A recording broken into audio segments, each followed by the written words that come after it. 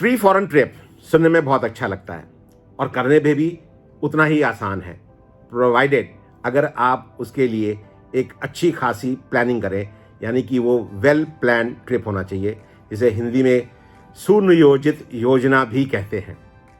और आज के प्रोग्राम में हम आपसे इसी बारे में डिस्कस करेंगे।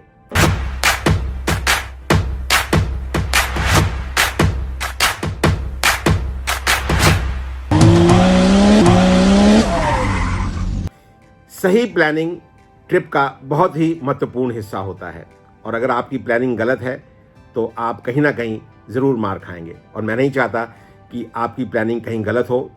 इसलिए प्लानिंग वाले हिस्से में मैं आपको आज वो चीज़ें बताऊंगा जो कि आपके लिए महत्वपूर्ण है, और उसके बाद अगले हिस्से में हम आपको एक एक चीज़ जो उस प्लानिंग का हिस्सा होगी उसको डिटेल में समझाएंगे। सबसे पहली बात, इंटरनेशनल रोड ट्रिप की प्लानिंग में कम से कम एक अच्छी प्लानिंग के लिए आपको 6 से 8 महीने का समय लगता है। यानी कि अगर आप अगले साल जाने की सोच रहे हैं तो आपको अभी से उस पर काम करना होगा, और ये काफ़ी सारे हिस्से होते हैं प्लानिंग के जिसके ऊपर आपको काम करना है, और इन सारी चीज़ों पर टाइम लगता है। सबसे पहले हमें ट्रैवल पे होने वाले खर्चों के बारे में समझना पड़ेगा। तो ट्रैवल के लिए कौन कौन से खर्चे होते हैं, आइए उस पर बात करते हैं। सबसे पहले ट्रैवल पे खर्चा होता है कि आप अपने ट्रैवल को किस तरीके से कर रहे हैं, यानी कि आप किस चीज़ के ऊपर ट्रैवल कर रहे हैं।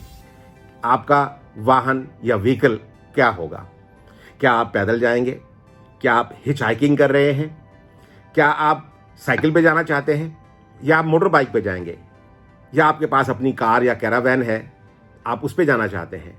तो आपको सबसे पहला ये डिसाइड करना पड़ेगा कि आप किस चीज़ पर जाना चाहते हैं। तो सबसे पहले आपको ये डिसाइड करना पड़ेगा कि आप अपने जाने के लिए कौन सा वाहन इस्तेमाल करना चाहते हैं और उसके ऊपर आपका कितना खर्चा आएगा।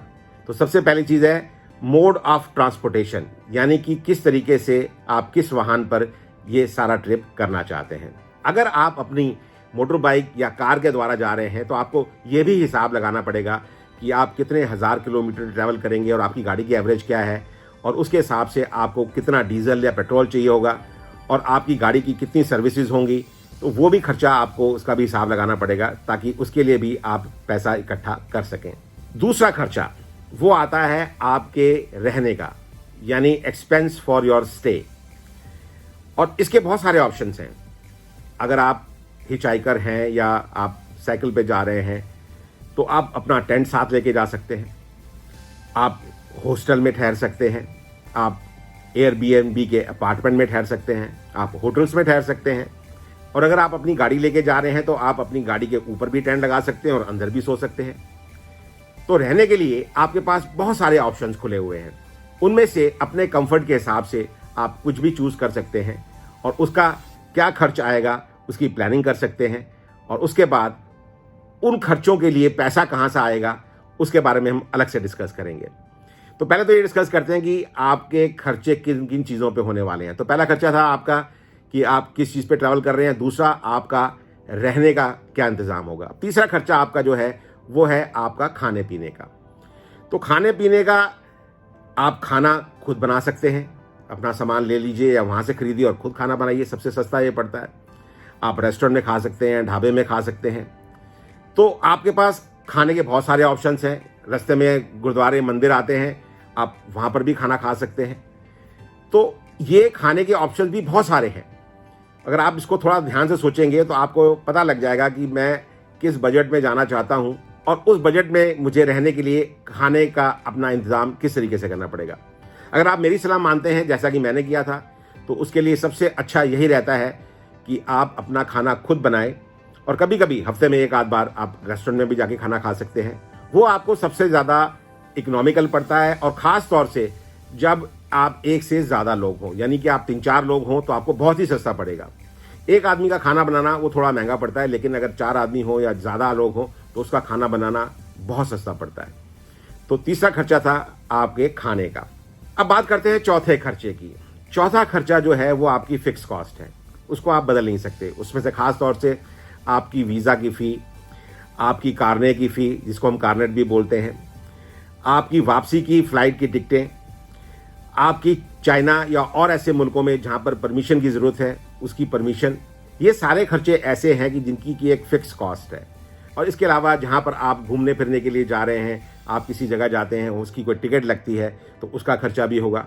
तो इन सारे खर्चों का भी आपको टोटल लगाना पड़ेगा ताकि आपको उन सारे खर्चों के लिए कितना पैसा चाहिए उसका भी आप इंतज़ाम कर सकें।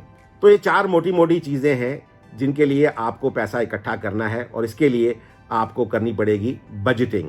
जैसे हम लोग घर में अपना बजट बनाते हैं उस तरह आपको एक ट्रैवल का बजट बनाना पड़ेगा कि मेरा ट्रैवल पे कितना खर्चा आ रहा है, मेरा खाने का कितना खर्चा आ रहा है, मेरा रहने का कितना खर्चा आ रहा है, और मेरा ये और जो चीज़ें हैं जो फिक्स कॉस्ट है उस पर कितना खर्चा आएगा, और मैं कितने दिन के लिए जा रहा हूँ और टोटल कॉस्ट क्या आएगी।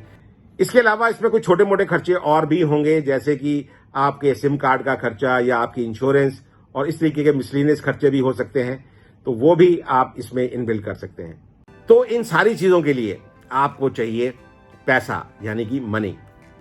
तो अब हम प्लानिंग के उस हिस्से पे आएंगे जहां पर हम बात करेंगे कि हमारे पास एक बजट आ गया, अब उसके लिए पैसा कैसे इकट्ठा किया जाए। तो पैसा इकट्ठा करने के 3-4 चीज़ें हैं। पहला है क्राउड फंडिंग, दूसरा है आपके सपोर्टर्स, और तीसरा है आपके स्पॉन्सर्स। ये तीनों मुख्य बिंदु हैं और इन्हीं 3 तरीकों से आप अपने इस प्रोजेक्ट के लिए पैसा इकट्ठा कर सकते हैं, और इन तीनों के ऊपर हमारे अलग अलग एपिसोड हैं। तो कल हम बात करेंगे सबसे पहले क्राउड फंडिंग के ऊपर कि क्राउड फंडिंग क्या होता है और कैसे की जाती है। उम्मीद करते हैं आपको ये प्रोग्राम हमारा अच्छा लग रहा होगा और ये सारी इन्फॉर्मेशन आपके लिए लाभदायी होगी, और इससे आपको ज़रूर फ़ायदा मिलेगा और आप फ्री ट्रैवल के बारे में जो आप खाली सोचते थे कि वो खाली एक भ्रम है, वो हकीकत में बदल सकेगा। तो कल आपसे मुलाकात करेंगे दोबारा, और अगर आपने हमारा अभी तक यूट्यूब चैनल सब्सक्राइब नहीं किया है तो प्लीज़ जाके इसे सब्सक्राइब ज़रूर करें और बेल आइकॉन ज़रूर दबाएं ताकि आने वाले इंपॉर्टेंट एपिसोड में से कोई भी आपसे मिस ना हो। तो कल तक के लिए इजाज़त, नमस्कार और धन्यवाद।